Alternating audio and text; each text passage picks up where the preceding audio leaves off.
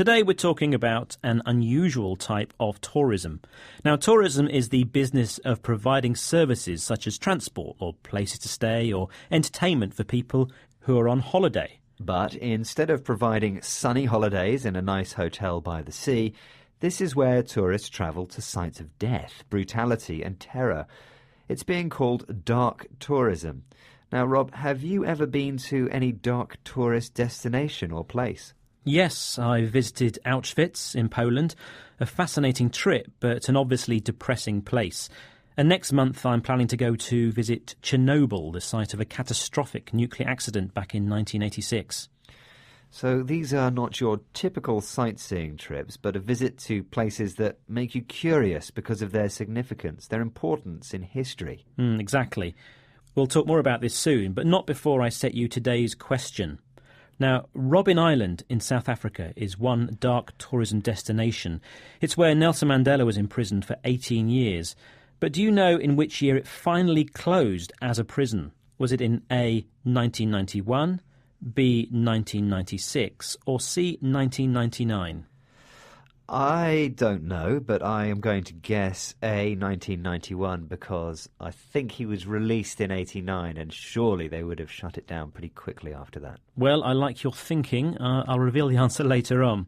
So let's talk more about dark tourism. The word dark is used here because it relates to places that are connected with bad or sinister things, or things that could be considered morally wrong. It's strange to want to visit places like these. There is what we call a morbid fascination. That's showing an interest in things connected with death and destruction. And these kinds of trips are on the increase. Yes, there are organised tours to places like Ground Zero in New York, the Killing Fields in Cambodia, and the nuclear power station in Chernobyl. And there are the battlefields of World War I and II, and the top security prison of Alcatraz.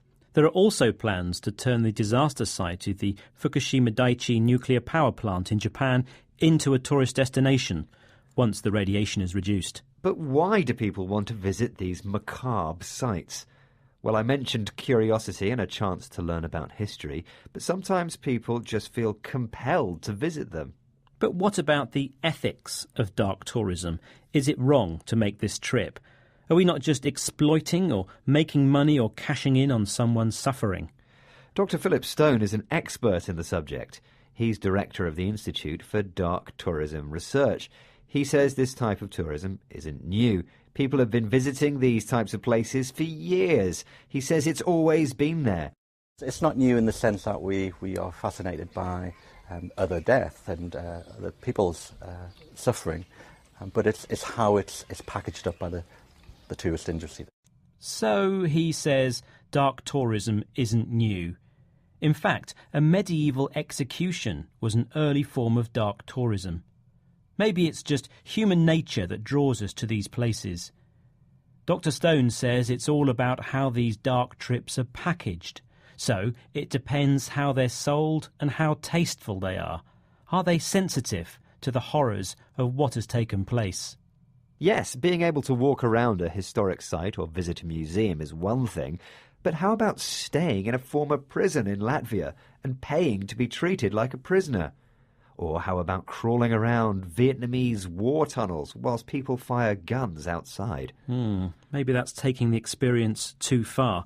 Dr. Stone says there's a blurred line between memorialisation and tourism. He means it's hard to separate going to remember an event and the people who've died with visiting somewhere as part of a holiday. Another issue when visiting these places is how you remember your visit. You must be respectful. Perhaps taking photos, yes, but should you take a selfie? And should you buy a souvenir or send a postcard home? Yes, well, you certainly wouldn't write on your postcard, "Wish you were here." Anyway, let's now reveal the answer to the question I set you earlier.